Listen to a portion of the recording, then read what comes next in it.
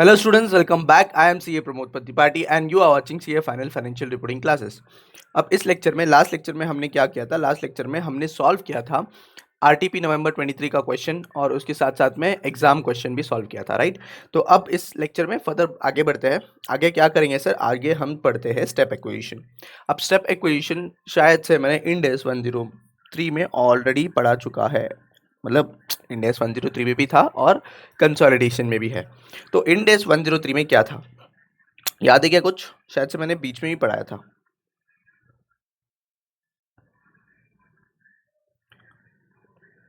है ना? समझो, लेट्स टेक एन एग्जांपल। यहाँ पे पीपी लिमिटेड है जो ए लिमिटेड को एक्वायर करना चाह रहा है, राइट? तो पीपी लिमिटेड के पास ऑलरेडी 10% स्टेक है ऑन 1 अप्रैल। जस्ट ये रिवीजन के लिए बता रहा हूँ, 103 का 110 का हमें करना है। चलो, यहाँ पे 10% है, राइट? तो यहाँ पे तो कंट्रोल नहीं है, यहाँ पे कंट्रोल है नहीं,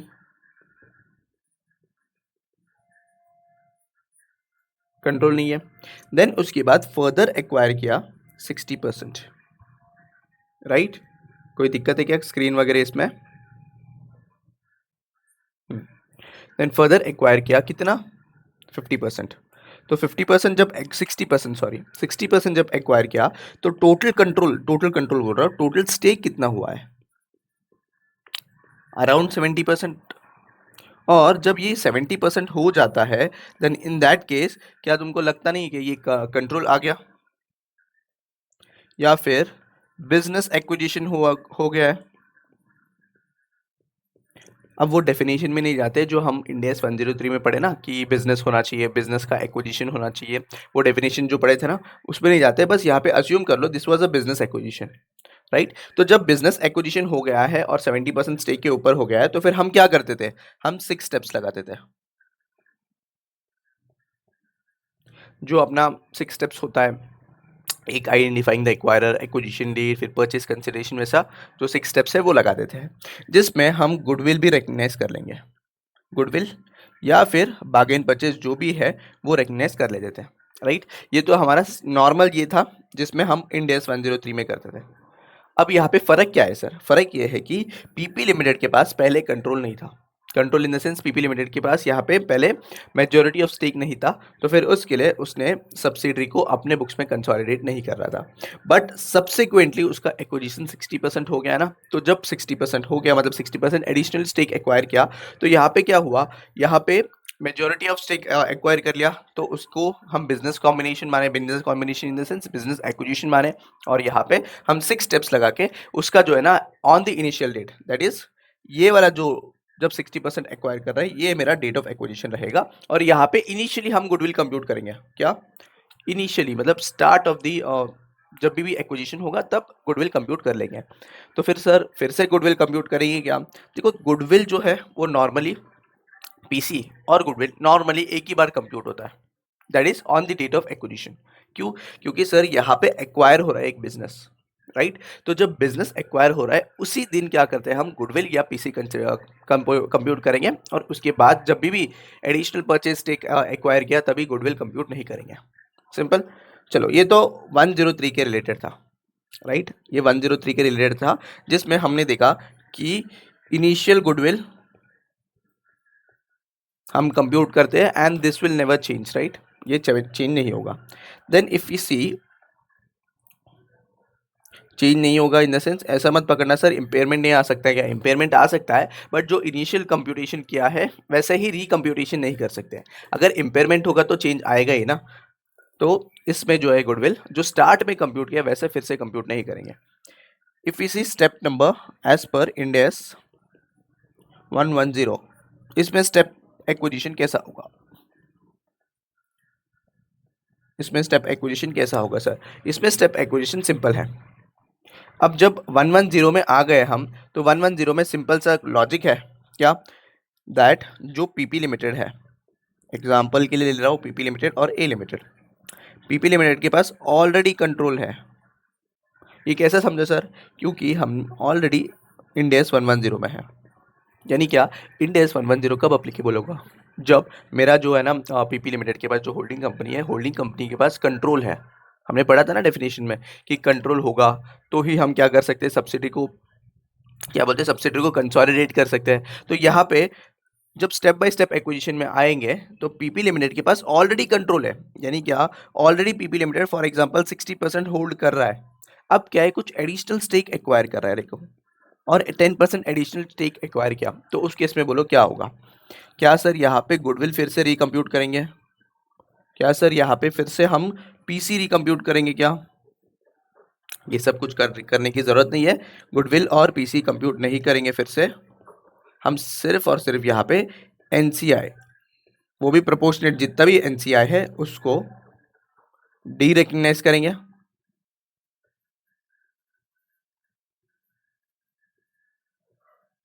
एंड हमारा इन्वेस्टमेंट को रिकग्नाइज कर लेंगे, यानी जो भी इंक्रीज है उसको रिकग्नाइज कर लेंगे। यानी सिंपली ऐसा समझो कि जब मैं किसी कंपनी का स्टेक, एडिशनल स्टेक परचेस कर रहा हूँ, तो उस केस में उसका जो दूसरे लोग जो होल्ड कर रहे हैं, कोई तो बेचेगा तो मैं एडिशनल स्टेक एक्वायर करूंगा ना। जो बेच रहे हैं ना, that is NCI, that is non controlling interest. वो लोगों का जो है ना वो डिरेक्टनाइज कर लेंगे, हम उसको डिरेक्टनाइज करेंगे, और उसके बाद जो अपना इन्वेस्टमेंट है उसको रिकग्नाइज करेंगे, जो भी कैश है, और जो भी डिफरेंस आएगा, difference will be adjusted in conso other equity. आज जो इसका जर्नल एंट्री बताता हूँ क्या है। अगर तुम्हें याद होगा तो एनसीआई कहाँ पे दिखता है? इक्विटी के अंडर, राइट। एनसीआई जो है वो इक्विटी के अंडर दिखता है। तो simply we would say it will have a credit balance. Normally credit balance ही होता है जब इनिशियली हम एक्विजिशन करते हैं। As per Ind AS 103 journal entry क्या करते थे बोलो? जो भी असेट्स है टू लाइबिलिटीज करते थे, टू एनसीआई, टू पीसी। अगर जो भी डिफरेंस बचा वो गुडविल में डाल देते हैं, या फिर गेन ऑन बार्गेन परचेस में डाल देंगे, राइट। यही करते हैं यहाँ पे। क्या है, इन the sense that my NCI is credited, right. तो अब जब मुझे एनसीआई को डी रिकग्नाइज करना है तो उसको क्या करूंगा, डेबिट करूंगा। तो एज पर इंड एस 110 हम क्या करेंगे, प्रोपोर्शनेटली डी रिकग्नाइज कर देंगे। जो भी एनसीआई है, एनसीआई को डी रिकग्नाइज करेंगे टू कैश। क्यों कैश क्रेडिट कर रहे हैं सर? क्योंकि हम पेमेंट कर रहे हैं ना कैश का, राइट। जो भी डिफरेंस आएगा वो कंसो अदर इक्विटी में एडजस्ट हो जाएगा, या तो वो प्रॉफिट होगा या तो वो लॉस होगा, राइट। चलो इसका एक एग्जांपल लेते, सिंपल, फिर से समझ में आएगा तुमको। समझो एग्जांपल है, PP limited holds 60% of A Limited had acquired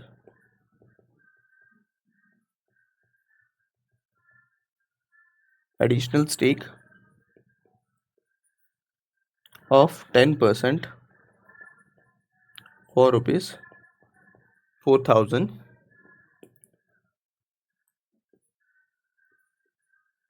on the date of acquisition. Fair value of NCI is समझो 6,000, ठीक है। फॉर एग्जाम्पल 6,000 है समझो। अब इस केस में क्या होगा sir, PP limited holds 60%, right. जब 60% होल्ड कर रहा है यहाँ पे, व्हाट डू यू थिंक, यहाँ पे कंट्रोल है? यस। यानी क्या, हमने इनिशियली 103 लगाया था, 6 स्टेप्स वगैरह करके आए यहाँ पे, तो तब जाके हम कंसोलिडेशन में आए ना 110 में। ये ऑलरेडी हो चुका है, यहाँ पे गुडविल वगैरह सब कंप्यूट हो चुका है initially as per Ind AS 103। अब है हम 110 में। 110 में क्या करेंगे सर, व्हाट विल डू, यहाँ पे एडिशनल स्टेक एक्वायर कर रहे हैं ना, कितना, 4,000 का कैश पे कर रहे हैं, 4,000 का, एंड एनसीआई का फेयर वैल्यू दिया है। तो एनसीआई को प्रोपोर्शनेटली क्या करूंगा मैं, प्रोपोर्शनेटली उसको डी रिकग्नाइज करूंगा। कैसे करना है, आ जाओ दिखा दो सोल्यूशन। एनसीआई का फेयर वैल्यू है 6,000। अच्छा, एनसीआई का जो टोटल वैल्यू है वो 40% है। कैसे सर? देखो, जब होल्डिंग कंपनी 60% होल्ड कर रहा है, होल्डिंग कंपनी इज होल्डिंग 60%, तो एनसीआई कितना होल्ड करेगा, NCI 100 माइनस 60, 40% होल्ड करेगा ना। तो जब ये करूँगा 6000 उसका फेयर वैल्यू है, डिवाइडेड बाय 40%, तो मुझे टोटल बिजनेस का वैल्यू मिल जाएगा। इनटू इनटू मुझे कितना डीरेकग्नाइज करना है, मुझे 10% डीरेकग्नाइज करना है, राइट। मुझे 10% डीरेकग्नाइज क्यों, NCI is selling off its stake 10%।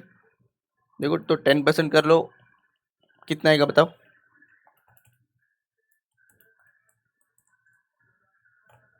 6000 divided by 40%, अच्छा ये आएगा 1500। तो 1500 का NCI we have to derecognise. कैसे करेंगे सर इसको, NCI 1500 टू हम कैश कितना पे कर रहे हैं, कैश हम 4000 पे कर रहे हैं, तो यहाँ पे क्या है, लॉस है, तो ये अदर इक्विटी में एडजस्ट करेंगे। कितना है अदर इक्विटी, 2500, राइट। यस, अब ये जो है other equity, this is nothing but conso other equity है।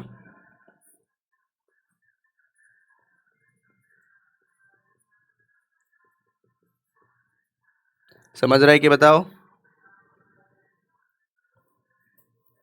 समझा क्या, पक्का। फिर से बताता हूँ एक बार, अच्छे से बाइफरकेशन समझना, हम कौन सा चीज़ कहाँ पे पढ़ रहे हैं।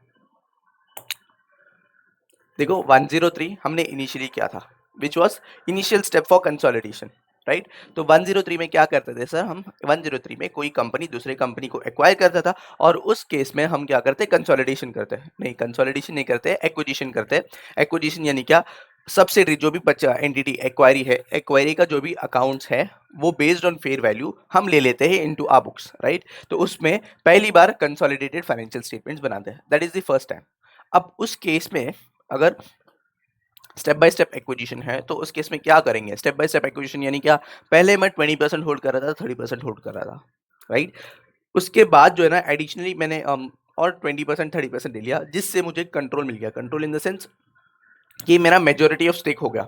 तो अब क्या हुआ, ये बिजनेस एक्विजिशन हो गया, तो मुझे 6 स्टेप्स लगाना पड़ेगा, और वो 6 स्टेप्स हम एज पर इंडिया 103 लगाएंगे, और इनिशियली गुडविल वगैरह सब कुछ कंप्यूट करेंगे। ये हो गया एक स्टेप एक्विजिशन वाला पार्ट, ठीक है। This is the first part. Then comes the next part. अब नेक्स्ट पार्ट क्या है, मेरे पास ऑलरेडी कंट्रोल है, आई हैव ऑलरेडी कंट्रोल, कितना 60% 70% स्टेक है मेरे पास, बट अब क्या है, और थोड़ा एडिशनल और परचेस कर रहा हूँ, राइट। तो जब और एडिशनल परचेस कर रहा हूँ, तो फिर उस केस में यहाँ पे कंट्रोल है, मैंने गुडविल सब कुछ कंप्यूट कर दिया, तो 6 स्टेप्स वगैरह सब कुछ हो गया है। अब इंडेस 110 के हिसाब से कैसा करेंगे, क्या गुडविल फिर से रिकम्प्यूट करेंगे क्या, बिल्कुल भी नहीं। हम यहाँ पे सिर्फ NCI वाला जो भी प्रोपोर्शनेट पार्ट है, जितना भी हमें सेल कर रहे हैं, सेल कर रहे हैं इन द सेंस जितना होल्डिंग कंपनी एक्वायर कर रहा है उतना ही NCI बेचता होगा, तो NCI का उतना पार्ट हम डी रिकग्नाइज कर देंगे और कैश के थ्रू उसको पेमेंट कर देंगे, और जो भी डिफरेंस आएगा गेन या लॉस, उसको अदर इक्विटी में एडजस्ट करेंगे। With this our NCI will reduce, right. जब 60% होल्डिंग था, होल्डिंग कंपनी का, एंड उसने 10% एडिशनल एक्वायर किया, तो पहले जो केस है 60% जब होल्ड कर रहा था, तो NCI कितना था, 40%। अब जब 70% हो गया, तो NCI 30% होने का ना, तो NCI रिड्यूस होगा, जितना भी हमने एडिशनल स्टेक परचेज किया। इन्वेस्टमेंट जो है अपना, जो होल्डिंग कंपनी का, वो बढ़ जाएगा, एंड अल्टीमेटली मेरा जो गेन एंड लॉस है वो अदर इक्विटी में एडजस्ट कर देंगे। क्लियर, सिंपल है, कुछ ज्यादा कुछ नहीं है। हमने बड़े बड़े क्वेश्चन किया, ये तो बहुत छोटा है उसके सामने ना। चलो उसके रिलेटेड क्वेश्चन देंगे क्या,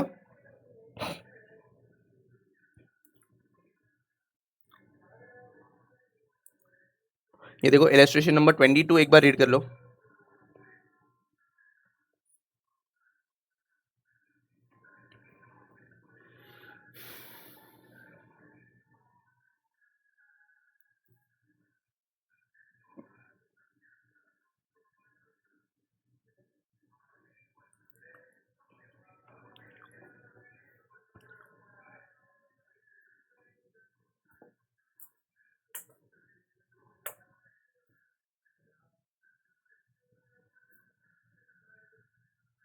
जस्ट अ मिनट।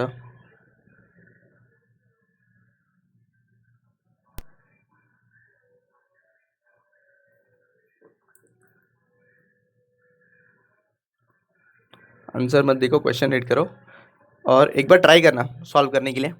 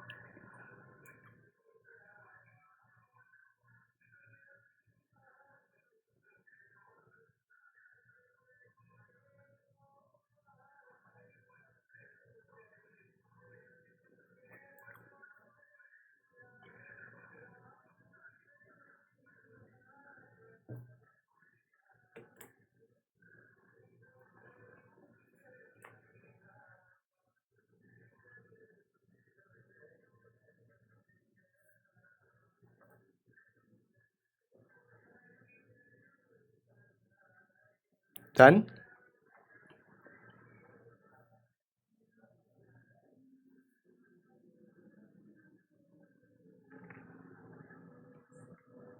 अच्छा, यहाँ पे व्हाट यू विल टेल कि कितना पोर्शन ऑफ एनसीआई हम डी रिकग्नाइज करेंगे, जो गेन या लॉस है वो बता दो और एंट्री बता दो। चलो एंट्री बता दो क्या करना चाहिए।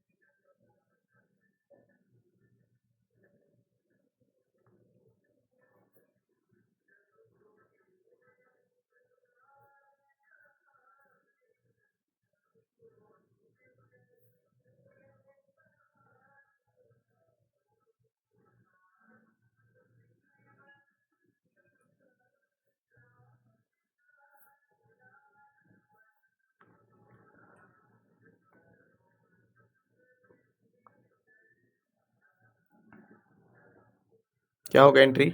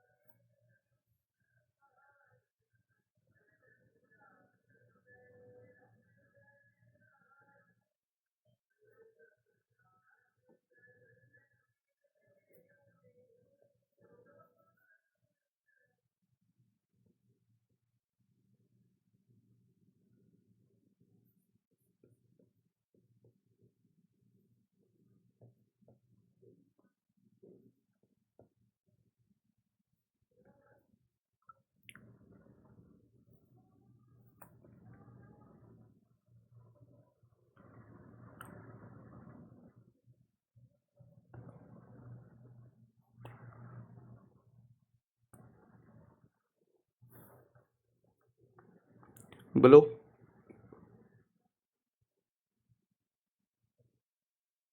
हम्म।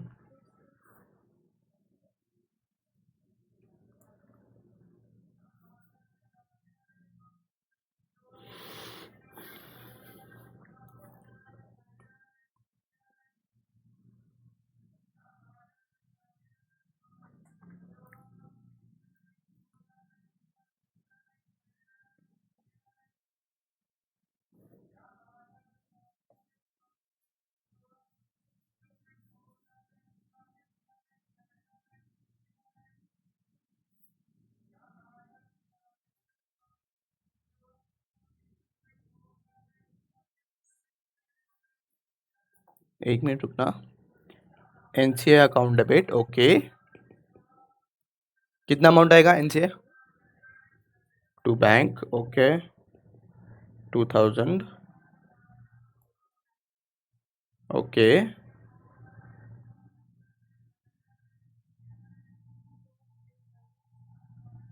टू रिटेन अर्निंग्स आएगा। सोच लो फिर से।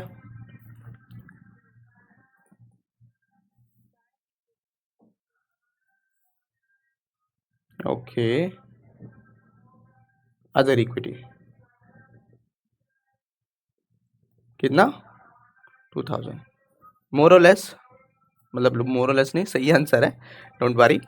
चलो इसमें कोई गुडविल चेंज होगा क्या बताओ? गुडविल चेंज होगा हमने जो इनिशियली कंप्यूट किया? नहीं, पक्का लॉक किया जाए? ठीक है, वेरी गुड, गुडविल चेंज नहीं होगा। क्यों? क्योंकि हमारा जो है ना इनिशियली कंप्यूटेड गुडविल चेंज ही नहीं होगा ना, फिर से रिकम्प्यूट थोड़ी करेंगे। चलो एक बार रीड करता हूँ मैं, देन इन द, फिर उसके बाद देखते हैं। Entity A acquired 60% of entity B 2 years ago for 6000। कितने का परचेस किया था? 6000 का। At at that time entity B's fair value was 10,000। ओके, तो फिर यहाँ पे कितने का परचेस किया? परचेस किया 6000 का, उसका फेयर वैल्यू, अब यहाँ पे बाइफर्केशन करना सीखो। क्या sir? Entity B's fair value बोल रहा है, एंटिटी बीज फेयर वैल्यू और नेट असेट्स का फेयर वैल्यू, दो बोथ इज डिफरेंट, दोनों अलग अलग है। नेट असेट्स का फेयर वैल्यू अलग है और एंटिटी बी का बिजनेस का ओवरऑल फेयर वैल्यू अलग है, ठीक है। It had net assets with the fair value of 6000, right. देखो ये एंटिटी बी का फेयर वैल्यू है और उसके नीचे क्या बोल रहे हैं? नेट असेट्स का फेयर वैल्यू दिया है, which is assumed as same as book value. Okay, goodwill was 2400 was recorded being, यहाँ पे देख रहे हो तो 6000 का उन्होंने परचेस किया था, राइट, विच इज 6000, ये वाला 6000 का उन्होंने परचेस किया था, कौन? A, entity A. और यहाँ पे कितना परचेस किया था? 60%। Fair value of net assets है मेरे पास, यस सर, तो fair value is 6000 into 60%, less करोगे तो देख लो कितना आएगा। This comes out to be 2400, which is this one. ये मेरा गुडविल है। अब सर यहाँ पे फर्क क्या है? यहाँ पे नेट असेट्स ले रहे हैं हम और बिजनेस का फेयर वैल्यू क्यों नहीं ले रहे? अब बिजनेस का फेयर वैल्यू कब लेंगे हम?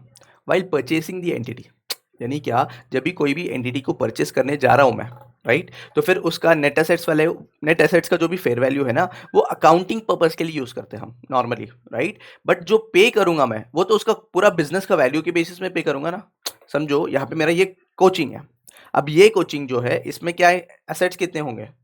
समझो फॉर एग्जांपल बेंचेस होंगे, फिर उसके बाद एक बोर्ड होगा, ब्लैक बोर्ड होगा, ब्लैक बोर्ड नहीं व्हाइट बोर्ड होगा, ऐसा कुछ होगा ना, सिर्फ एक क्लासरूम होगा, राइट। ये मेरा नेट एसेट्स है। अब यहाँ पे अगर मैं देखूँ, मेरा बिजनेस का वैल्यूएशन इज डिफरेंट। अब बिजनेस का वैल्यूएशन कैसा होगा? बेस्ड ऑन माय टीचिंग, फिर उसके बाद बेस्ड ऑन माय क्या बोलते हैं, गुडविल, सब कुछ होगा, based on my student base, ये सब कुछ होगा ना। तो जब कोई भी परचेस करेगा वो based on my business valuation वो परचेस करेगा। तो अगर यहाँ पे देखोगे, fair value of assets is 10,000, fair value नहीं सॉरी, एंटिटी का बी का फेयर वैल्यू कितना है? 10,000, और उसने 60% एक्वायर किया, तो पे कितना किया होगा? 6000। तो देखो पे कितना किया? 6000। तो ये जो कैश कंसिडरेशन पीसी कंप्यूटेशन के लिए ये यूज करते हैं हम, दैट इज ये वाला। अब या ज़्यादा बाइफर्केशन नहीं है, ये कहीं भी यूज नहीं आएगा, बट क्वेश्चन में दिया है तो बता रहा हूँ मैं, ठीक है। जो नेट एसेट्स है वो किसके लिए यूज करेंगे? While for computing goodwill. चलो आगे देखते हैं। गुडविल ऑफ 2400 वो पता है। On 1 October X0 entity A acquired further 20% और एडिशनल 20% ले लिया interest in the entity B, taking its holding to 80%। Okay, तो जब 60% मेरे पास था तो वो तब क्या था? मेरा कंट्रोल था उसके ऊपर, राइट, मेजोरिटी ऑफ स्टेक था तो कंट्रोल था। सब्सिडरी एंटिटी ए का सब्सिडरी बी था, ओके। अब एडिशनली 20% एक्वायर किया, राइट। तो पहले कैसे था? कहाँ पे लिखूँ मैं? बिफोर वाला अगर स्ट्रक्चर बनाऊं मैं तो 60% ना, 60% किसके पास था? ए के पास। 40% किसके पास था? NCI, right. अब आफ्टर वाला बताऊं मैं तो 80% is with A and NCI का जो है वो 20% हो गया। यानी क्या सर, यहाँ पे what we have to do, NCI को प्रोपोर्शनेटली डी रेकग्नाइज करना पड़ेगा, we have to reduce NCI. Okay, then उसके बाद आगे बढ़ते हैं। At the time the fair value of the entity B is 20,000। अब एंटिटी बी का फेयर वैल्यू दिया, यानी क्या, इसका कंसिडरेशन कितना पे करना है वो बता होगा।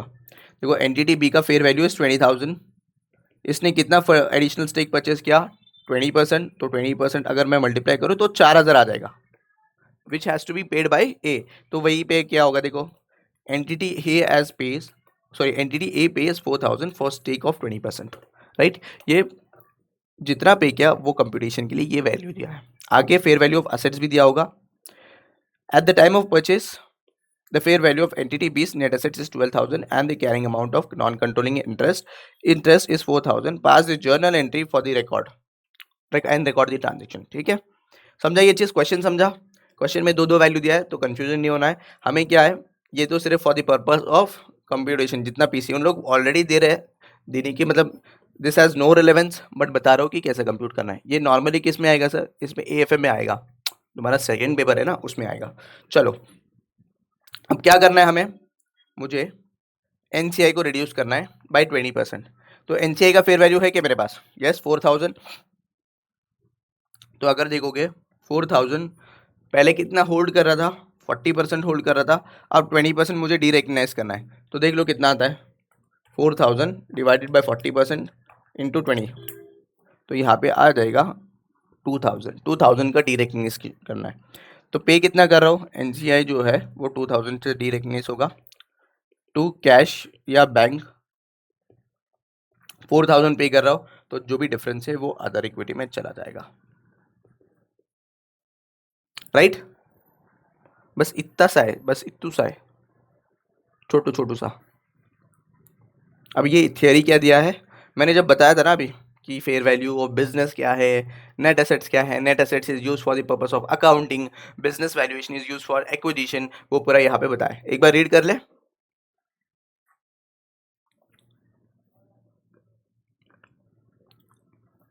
देखो, as per Ind AS 110, where the proportion of equity NCA changes, then group shall adjust controlling and non-controlling interest।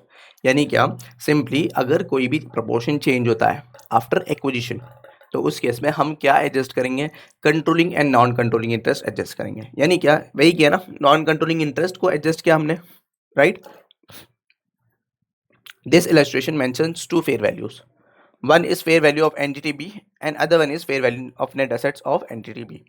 अब यहाँ पे दो वैल्यू है ना, एक entity fair value of entity B as a whole और एक नेट एसेट्स का दिया था, राइट। जो एंटिटी एज अ होल हम किस लिए लिया था, हमने इसलिए लिया था sir for the purpose of, किसके लिए लिया था, जो भी कंसिडरेशन पे कर रहा है ना उसके लिए लिया था।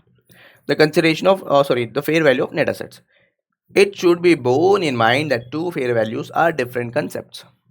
The former is used only for the purpose of determining the consideration to be paid for the purchase of equity। Former यानी क्या, ये वाला जो है the fair value of entity B, ये किस लिए यूज करेंगे, सिर्फ for the consideration to be paid for the purchase of equity, right. Then next thing, it can also be seen that the initial stake purchase of entity A paid 60% of the fair value, that was 10,000 का 60% पे किया था, that was 6,000 इसने पे किया था। मतलब यानी कोई भी इक्विटी को परचेस करना है, मुझे कितना कंसिडरेशन पे करना है वो डिटरमाइन करना है, हम ये लेते हैं, okay. Further the second purchase consideration purchase transaction entity A paid 20% of the fair value of entity B, that is 20,000 का 20%, that is 4,000। The latter fair value of net assets of entity B is use for the purpose of accounting. तो net assets का किस लिए use करता है, हम accounting purpose के लिए यूज कर सकते हैं। अब नॉर्मली कोई भी क्वेश्चन में हमने देखा था ना, परचेस कंसिडरेशन ऑलरेडी दिया था। इस क्वेश्चन में क्या है, बस एक एडिशनल दिया है कि हम वो परचेस कंसिडरेशन कैसा डिटरमाइन कर रहे हैं, उसका एक एडिशनल ये दिया था। It can also be scene that goodwill arising on the acquisition of entity B is determined in difference between consideration paid 6,000 and entity A's fair value of the net assets on the date of acquisition, which was 6,000 minus 3,600 जो आ गया है, हमने already determine किया है। The fair value of net assets after the acquisition date, that is 12,000। ये जो 12,000 का ना, ये इररिलेवेंट है, कहा क्या 12,000 हाँ, ये वाला जो 12,000 है, ये 12,000 इज़ इर्रेलेवेंट, क्यों? हम कभी यूज़ ही नहीं करेंगे। जो fair value of net assets हम इनिशियली यूज़ करते हैं, व्हाइल डेट ऑफ एक्विजिशन के टाइम पे यूज़ करेंगे for the purpose of computation of goodwill. समझा ये चीज़? बोलो। सिंपल था। चलो क्वेश्चन नंबर 23, फटाफट फटाफट 5 मिनट दे रहा हूँ, सॉल्व कर लेना। हाँ, 5 मिनट ही बचा है, 5 मिनट दे रहा हूँ। बहुत इजी क्वेश्चन है, मतलब 2 मिनट में आंसर आ जाएगा।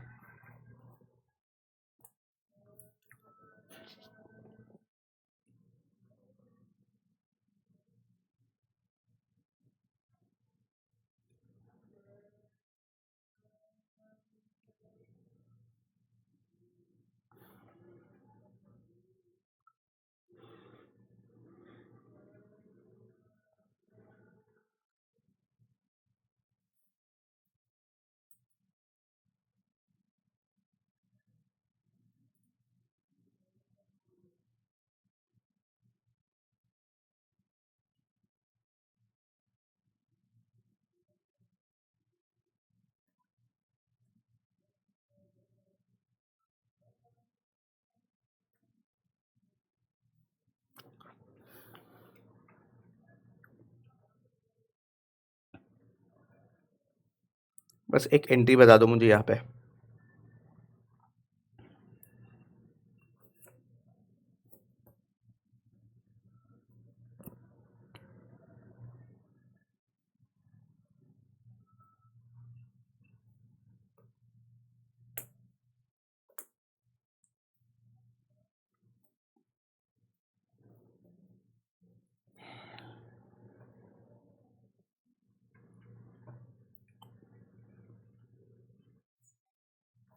ओके,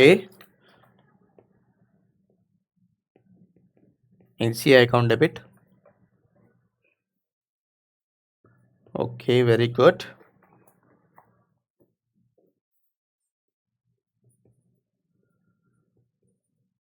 रिटेन अर्निंग्स आएगा, रिटेन अर्निंग्स मत बोलना, अदर इक्विटी बोल देना। हाँ, वेरी गुड। चलो और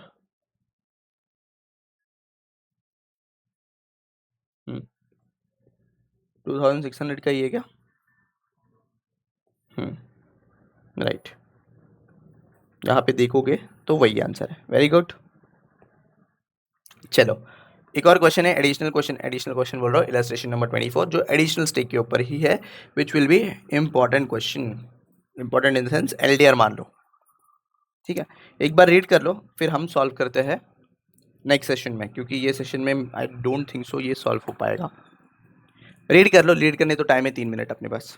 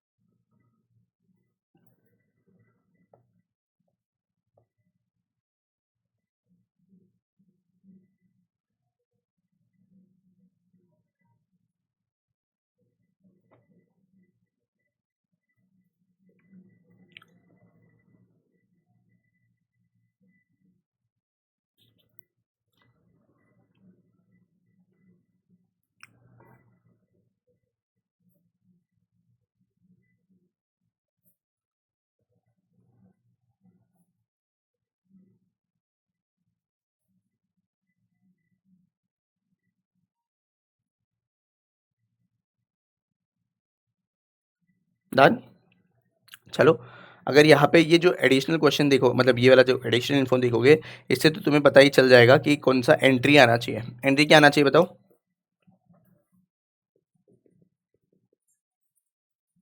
ओके, कितना होगा एनसीए अकाउंट डेबिट? 30 लैक्स होगा ना, और कितना पे कर रहा है? 32 लैक्स पे कर रहा है। यहाँ पे आएगा 30 लैक्स, 32, तो यहाँ पे जो भी आएगा ये अदर इक्विटी में आएगा। ठीक है, चलो ये सिर्फ एंट्री देखा हमने, इसका बैलेंस शीट भी बनाना है हमें, वो करते हैं। ठीक है, एक न्यू सेशन क्रिएट करता है।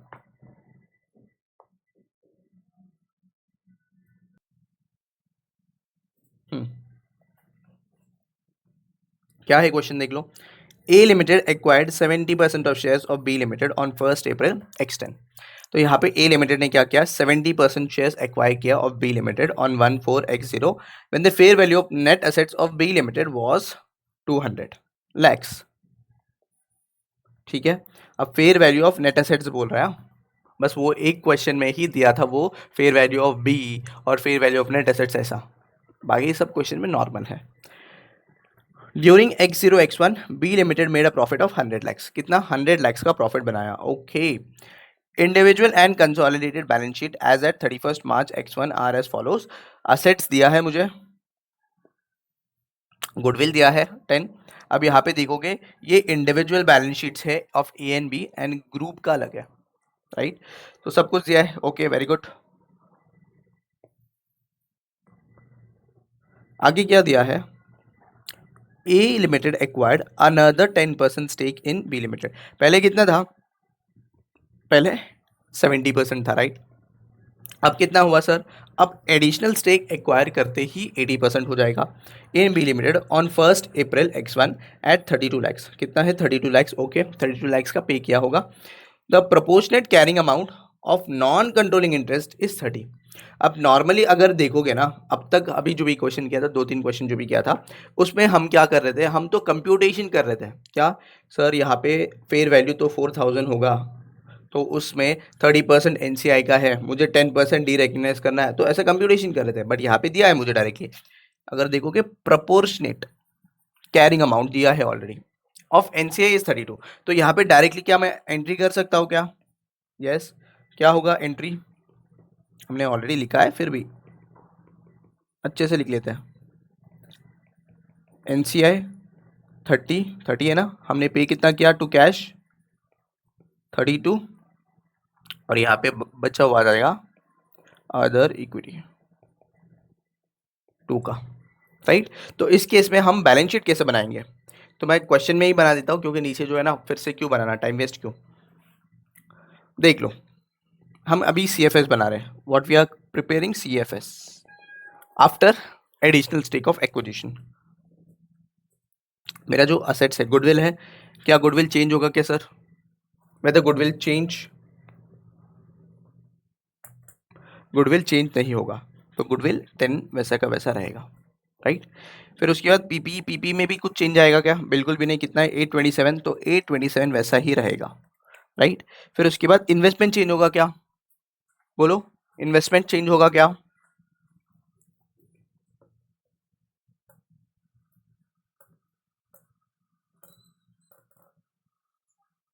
क्यों नहीं होगा,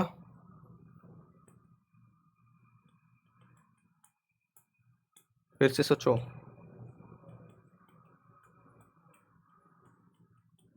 देखो NCI से हम डी रिकग्नाइज तो कर रहे हैं, बट अल्टीमेटली अपना क्या बढ़ रहा है, इन्वेस्टमेंट ही बढ़ रहा है ना। जो 32 मेरा जो 32 जो पे कर रहा हूँ वो for the purpose of investment है, तो इन्वेस्टमेंट बढ़ेगा, इन्वेस्टमेंट 150 है ना, प्लस 32 का हमें कैश पे किया तो इन्वेस्टमेंट 182 हो जाएगा, राइट।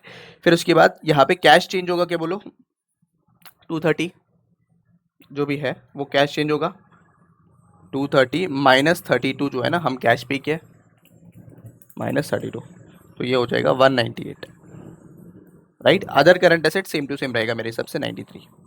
तो देख लो 287 प्लस 182, 198 प्लस 93 प्लस 10, 3010 आ रहा है। कुछ तो कहीं तो मैंने मिस किया क्या, ठीक है चलो इक्विटी शेयर कैपिटल में देख लो। अब इक्विटी शेयर कैपिटल में देखोगे तो क्या है, सब्सिडरी का कभी शेयर कैपिटल दिखाता है क्या, बिल्कुल भी नहीं, तो सब्सिडरी का नहीं दिखाएंगे सर हम, तो किसका दिखाएंगे बोलो, होल्डिंग का सिर्फ 200। क्या अदर इक्विटी चेंज होगा क्या बताओ, अदर इक्विटी चेंज होगा क्या, कितना आएगा बताओ, अदर इक्विटी कितना आएगा,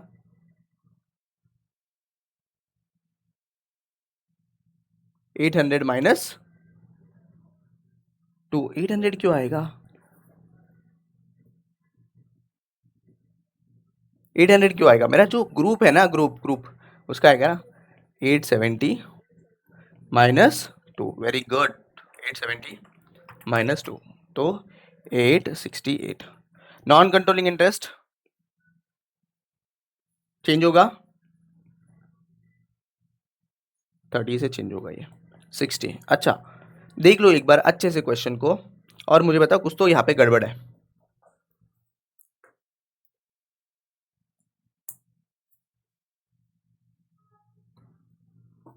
देख लो अच्छे से।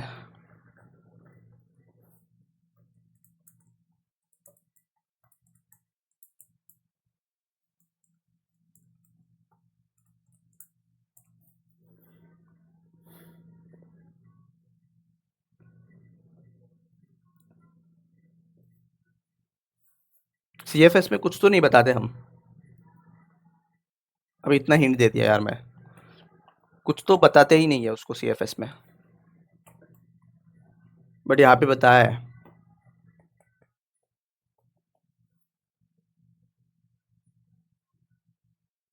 यहाँ पे देखोगे इन्वेस्टमेंट, इन्वेस्टमेंट नहीं बताते हम कभी भी सीएफएस में, याद रखना।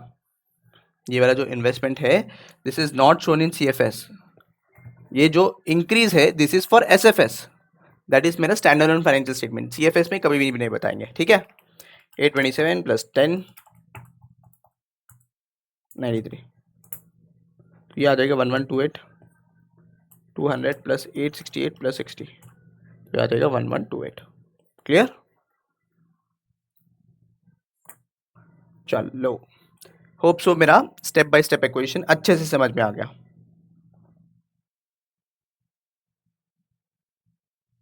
चलो एक बार विजुअलाइज कर लो कि स्टेप बाय स्टेप इक्वेशन होता क्या है।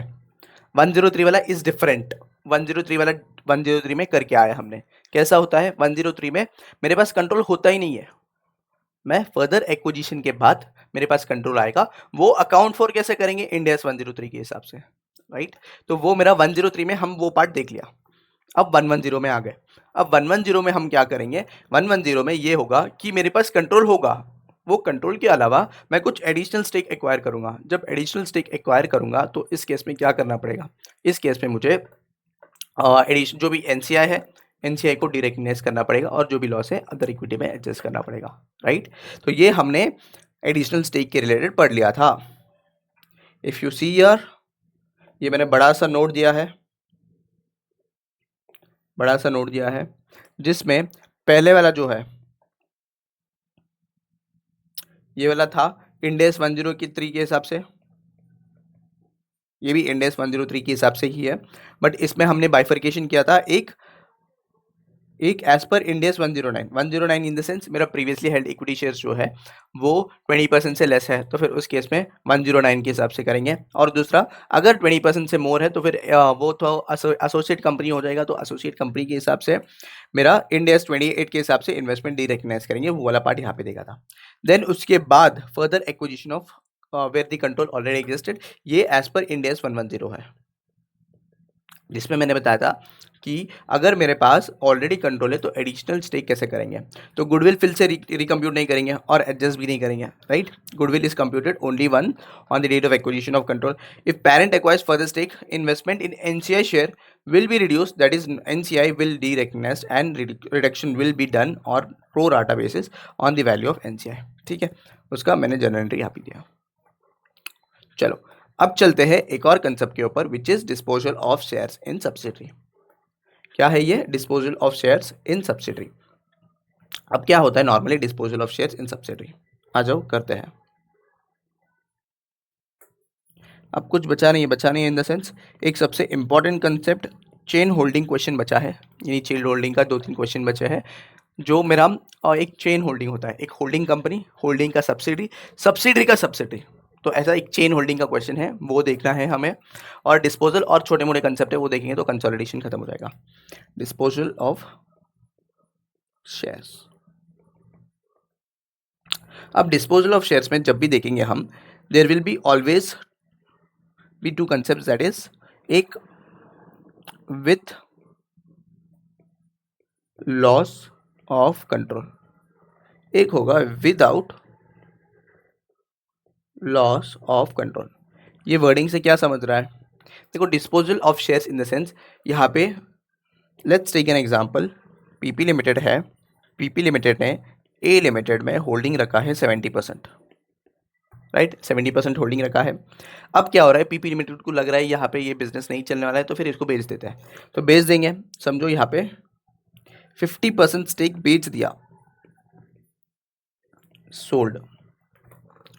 तो अगर देखोगे मेरा कंट्रोल कब तक रहेगा, जब तक मेरे पास मेजोरिटी ऑफ स्टेक है।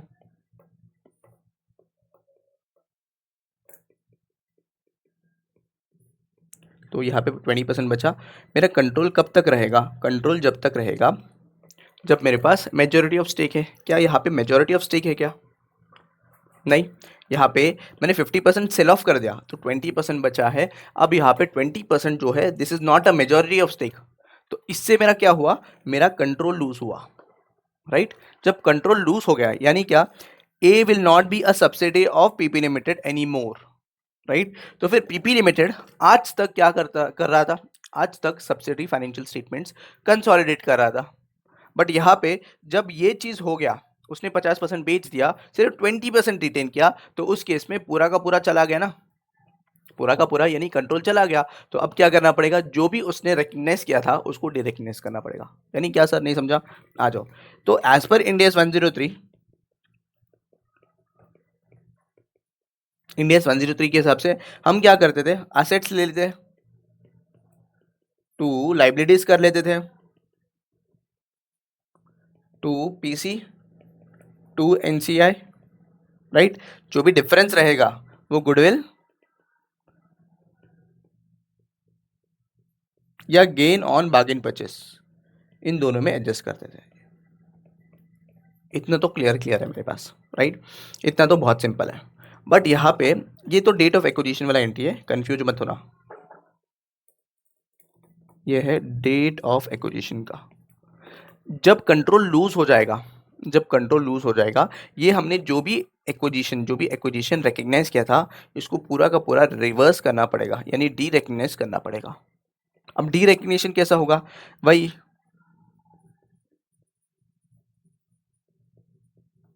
क्या, जो भी लाइबिलिटीज है, लाइबिलिटीज ऑफ द एंटिटी वो ले लेंगे, टू असेट्स करेंगे, ठीक है। और जब सेल ऑफ करूंगा तो मुझे कैश भी मिलेगा, तो कैश अकाउंट को डेबिट करूंगा। लाइबिलिटीज को डी रिकग्नाइज करना है, असेट्स को डी रिकग्नाइज करना है, राइट। फिर उसके बाद अगर गुडविल होगा, गुडविल को भी डी रिकग्नाइज करना पड़ेगा, तो असेट्स में वो आ जाएगा सब कुछ, राइट। समझो यहाँ पे मैंने क्या किया है, यहाँ पे मैंने जो है ना 20% रिटेन किया है ना, ये 20% जो है वो रिटेन किया है। अब जब रिटेन करूंगा तो उसका फेयर वैल्यू मुझे रिकग्नाइज करना पड़ेगा, तो वो रिकग्नाइज कर लूंगा यहाँ पे। तो इन्वेस्टमेंट अकाउंट डेबिट, ये मेरा फेयर वैल्यू के बेसिस पे रिटेन हो जाएगा, और जो भी डिफरेंस आएगा वो डिफरेंस मैं क्या करूंगा, प्रॉफिट एंड लॉस अकाउंट में ट्रांसफर कर दूंगा। अब सर यहाँ पे कंसो अदर इक्विटी क्यों नहीं बोल रहा है, क्वेश्चन आ सकता है, कंसो अदर इक्विटी क्यों नहीं बोल रहे, प्रॉफिट एंड लॉस क्यों बोल रहे हैं। क्यों, क्योंकि कंसो अदर इक्विटी अपना कंसोलिडेशन में होता है, यहाँ पे कंसोलिडेशन नहीं कर रहे हम, यहाँ पे डी रिकग्निशन हो रहा है, राइट, टू पीएनएल अकाउंट या फिर प्रॉफिट एंड लॉस अकाउंट, ठीक है। ये मेरा डी रिकग्निशन हो गया है, पूरा का पूरा जो मेरा कंट्रोल था वो निकल गया। इज दैट क्लियर, मतलब एकदम क्लियर हो गया क्या, बताओ। एक बार एंट्री देख लो।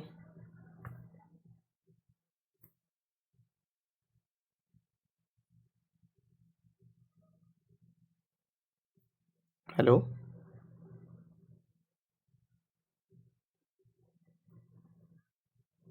समझ गया या कोई डाउट है।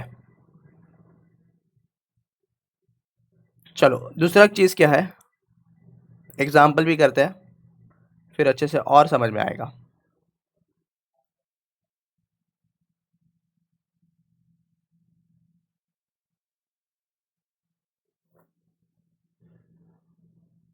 अब क्या है, एक विदाउट लॉस ऑफ कंट्रोल, ये तो लॉस ऑफ कंट्रोल यानी समझ गया ना कि क्या है, मैंने डिस्पोजल किया शेयर्स का, यानी क्या, सेल्स शेयर जो भी है वो बेच दिया, और जब बेच दिया तो मेरा कंट्रोल पूरा का पूरा चला गया, राइट।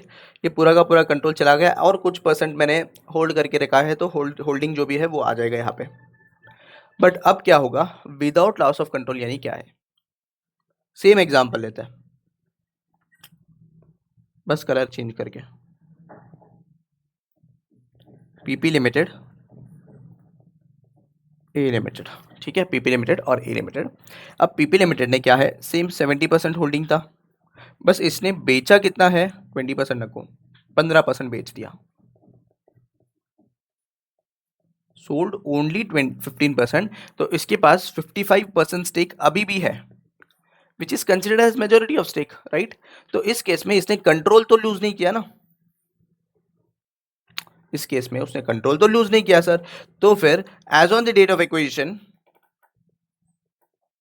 मेरा एंट्री तो सेम होगा, right. As on the date of acquisition entry तो सेम होगा, बट यहाँ पे क्या हो रहा है, जब ये जो होल्डिंग कंपनी है 15% जब सेल ऑफ कर रहा है, तो ये 15% कोई और लेगा बाहर वाला। व्हाट दैट मीन, मतलब क्या समझता है उससे, यानी क्या, एनसीआई जो है ना वो बढ़ जाएगा ना, समझ रहा है तुमको। देखो फिर से बताता हूँ, पीपी लिमिटेड ने जब सेल ऑफ कर दिया, सेल ऑफ कर दिया sir, okay, stake sell off कर दिया, तो ये वाला पार्ट, जितना भी पार्ट है, अभी 20% सेल कर दिया, तो कोई परचेज करने वाला रहेगा, वो कौन है, वो एनसीआई है। तो हम सीएफएस में एनसीआई को रिकग्नाइज करते ही है ना, तो वो एनसीआई वाला पार्ट यहाँ पे रिकग्नाइज करना पड़ेगा, जो भी एडिशनल अमाउंट है वो रिकग्नाइज करना पड़ेगा, राइट।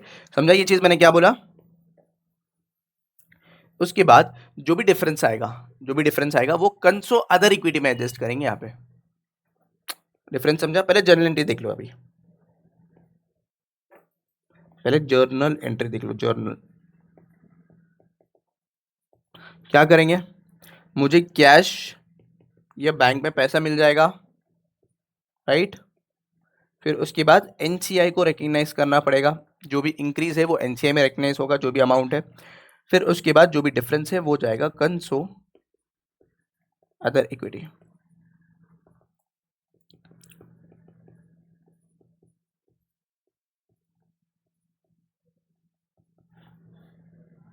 ठीक है, कंसो अदर इक्विटी में जाएगा।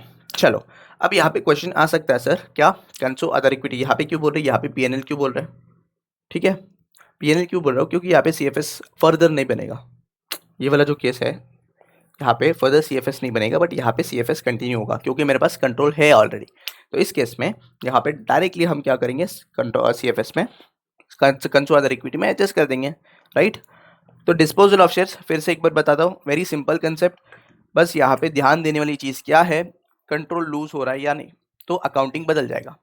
कंट्रोल लूज हो रहा है यानी क्या, बहुत ही मतलब majority of stakes hold sell कर रहा है, बस कुछ परसेंट होल्ड कर रहा है या कुछ भी नहीं होल्ड कर रहा है।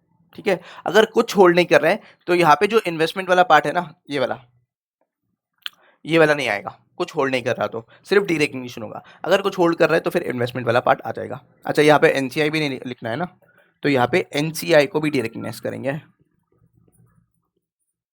ठीक है, ये कंप्लीट एंट्री है, तो ये डे रिकग्निशन वाला पार्ट रहेगा।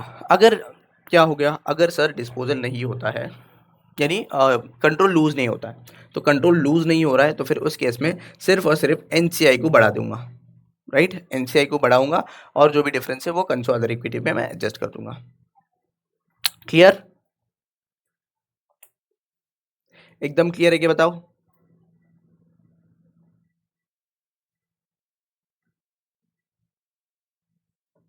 अगर मैं एक सिंपल से ये बनाऊं समरी चार्ट,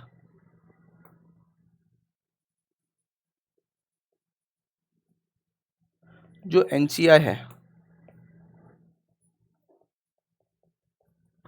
एनसीआई है, अब ये एनसीआई का क्या सीन, मतलब कैसे करना चाहिए। अगर समझो डिस्पोजल ऑफ शेयर्स है,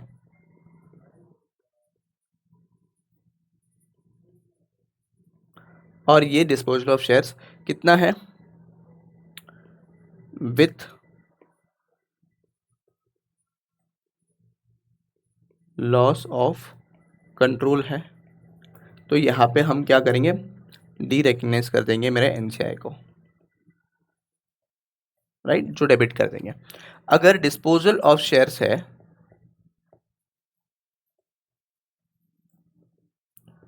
without loss of control, without loss of control, तो उस केस में यहाँ पे क्या होगा सर, यहाँ पे मेरा NCI will increase, right, NCI मेरा बढ़ेगा। चलो एक एग्जांपल लेते हैं क्या, या फिर क्वेश्चन ही सॉल्व करते हैं।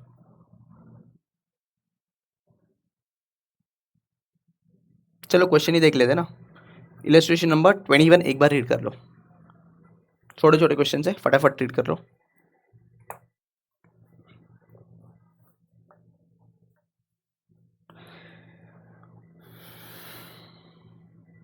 जैसे ही रीड करोगे तो मुझे बताओ क्या जर्नल एंट्री होना चाहिए।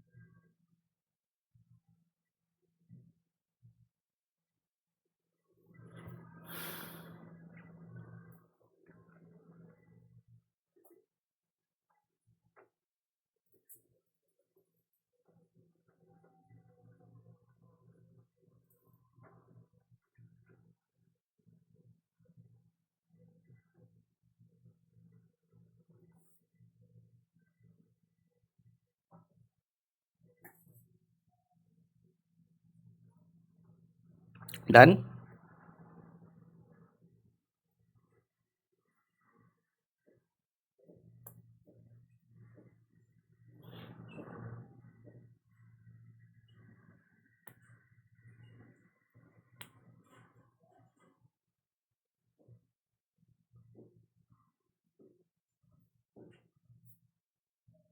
क्या आएगा बताओ एंट्री, यानी जो है ना सेल कर रहा है तब, तो उस केस में क्या आएगा। बस लॉजिकल एंट्री है, बहुत सिंपल वाला एंट्री है।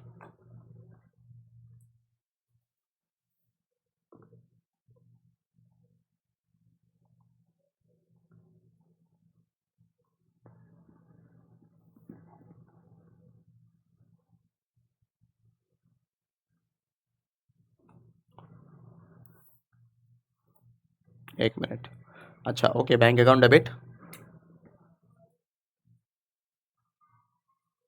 ओके। Hmm, okay. NCI कितना आएगा, 60 lakhs, ओके।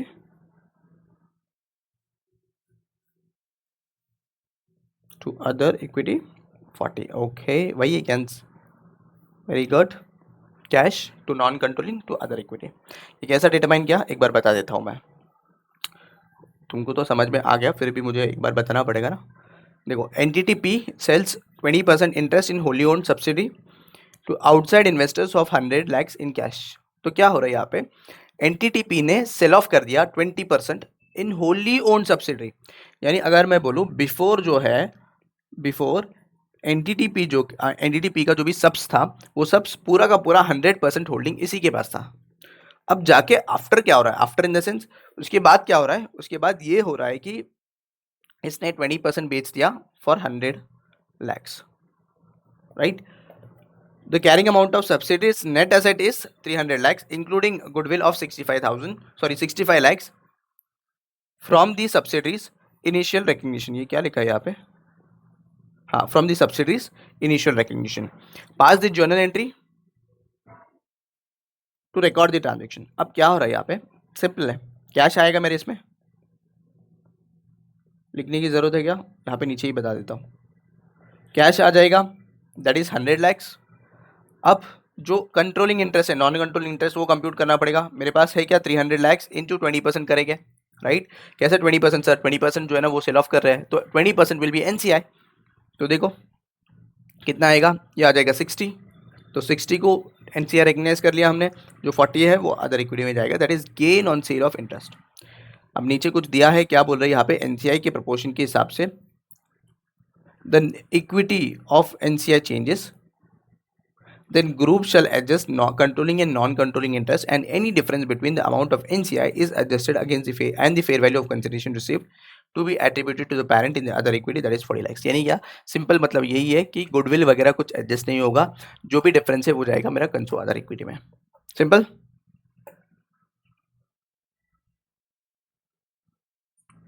एकदम चकाचक हो गए कंसोलिडेशन में, मतलब बहुत मस्त. देखो इलस्ट्रेशन नंबर 25 भी देख लो और ये भी कर लो, इलस्ट्रेशन नंबर 25. हाँ,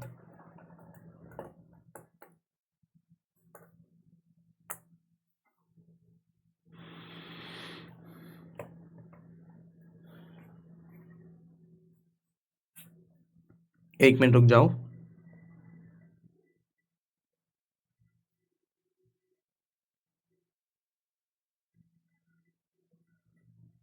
अच्छा एक काम करते हैं पहले,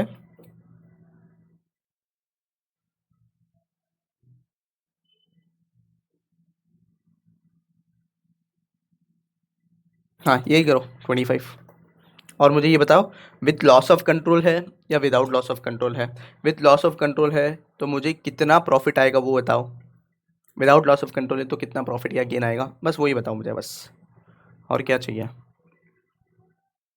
7 मिनट है तुम्हारे पास, 7 मिनट.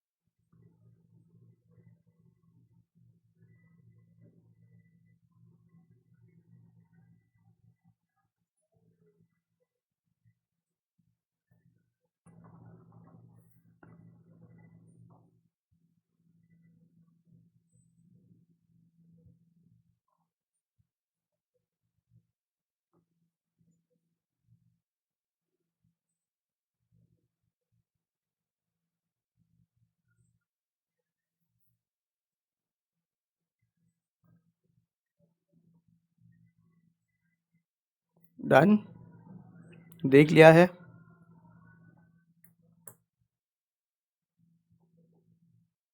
अच्छा बताओ क्या आएगा,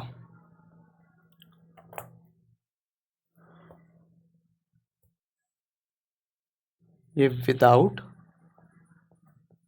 लॉस ऑफ कंट्रोल है, एक मिनट. हाँ okay, without loss of control है, ओके. आगे मुझे एंट्री एंट्री कुछ बताना है, बताओ.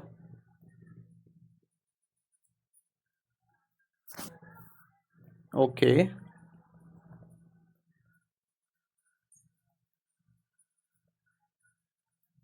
7,20,000 और बैंक अकाउंट डेबिट होगा क्या? हाँ राइट, ठीक है। To other equity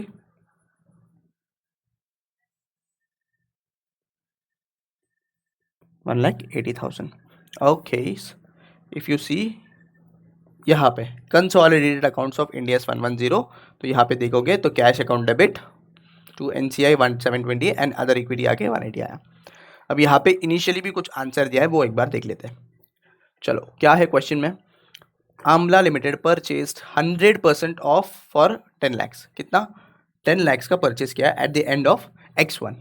okay sir, when the fair value of subsidiary of Lal limited net assets was 8 lakhs। तो यहाँ पे अगर देखोगे इन जनरल बता रहा हूँ, general the goodwill will be 2 lakhs, right? 2 lakh का गुडविल होगा। Yes, sir. The parent sold 40% of investment in subsidiary in March X4 to outside investors for 9 lakh। तो मेरा कैश प्रोसेड्स यहाँ पे कितना है? 9 लाख का है। कितना परसेंट सेल किया? 40% सेल किया। अगर मैं इन्वेस्टमेंट में से, मतलब 10 लाख मेरा इन्वेस्टमेंट है, उसमें से 40% लेस कर दूँ तो 4 लाख का मेरा इन्वेस्टमेंट को सेल कर रहा हूँ मैं, ठीक है? उसके अगेंस्ट मुझे कैश कितना मिल रहा है? 9 lakh. Okay, the parent still maintains 60% of controlling interest in the subsidiary. The carrying value of the subsidiary net asset is 18 lakh, including net assets of 16 lakh and goodwill of 2 lakhs. Calculate gain or loss on the sale of interest in subsidiary as on 31st March X4। तो यहाँ पे simply मुझे दो, एक SFS में that is stand alone financial statements में क्या आएगा, then second consolidation financial statement में क्या आएगा, वो देखना है। अब स्टैंड अलोन फाइनेंशियल स्टेटमेंट्स में क्या आएगा सर?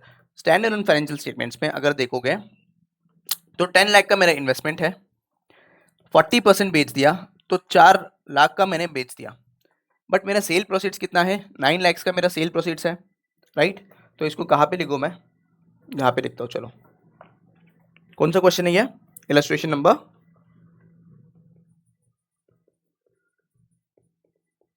25 है क्या? तो मेरा SFS में कैसा आएगा सिंपली देख लो। 2 मिनट ही बचा है यार, सिर्फ SFS बता रहा हूँ। मेरा इन्वेस्टमेंट जो है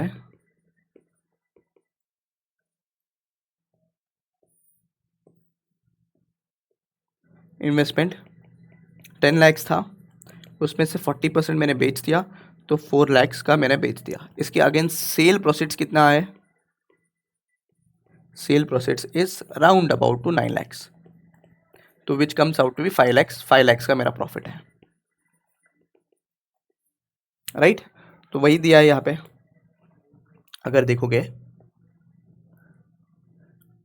यहाँ पे पूरा जो SFS के रिलेटेड जो है वो बताया है। सेल प्रोसीड्स 9 लाख है, कॉस्ट ऑफ सेल जो है cost of investment is 4 lakh, तो मेरा gain on sale is 5 lakh. अगर CFS में देखोगे तो CFS का ऑलरेडी बता चुके हो, cash to NCI to other equity, ये आएगा। ये कंप्यूटेशन कैसे किया अगर पूछोगे तो सिंपल है, कैश मुझे टोटल 9 लाख आ रहा है, राइट? फिर मेरा NCI कंप्यूट करना बहुत इंपॉर्टेंट है। यहाँ पे NCI कैसे कंप्यूट किया? मेरा नेट एसेट्स यहाँ पे है 18 लाख, 18 लाख का 40% निकाल लो तो तुम्हें क्या मिल जाएगा? NCI मिल जाएगा। यहाँ पे देख लो 18 लाख इंटू 40%, तो 720 का मुझे NCI मिल गया। तो जो भी आएगा वो मेरा क्या आएगा? लॉस ऑन सेल आएगा, राइट? लॉस आएगा, गेन आएगा। 9 लाख प्रोसेट्स मुझे मिल रहा है, अच्छा सेल है ना, तो यहाँ पे प्रॉफिट आएगा। तो देखो cash to NCI to other equity, profit on the sale of subsidy, तो ये आ गया। सिंपल। एक बार रीड कर लेना ये क्वेश्चन आंसर, मतलब क्वेश्चन एक बार रीड कर लेना। फिर उसके बाद एक चीज़ दे रहा हूँ, ये वाला क्वेश्चन होमवर्क दे रहा हूँ, बहुत दिनों के बाद होमवर्क दे रहा हूँ, करके आना।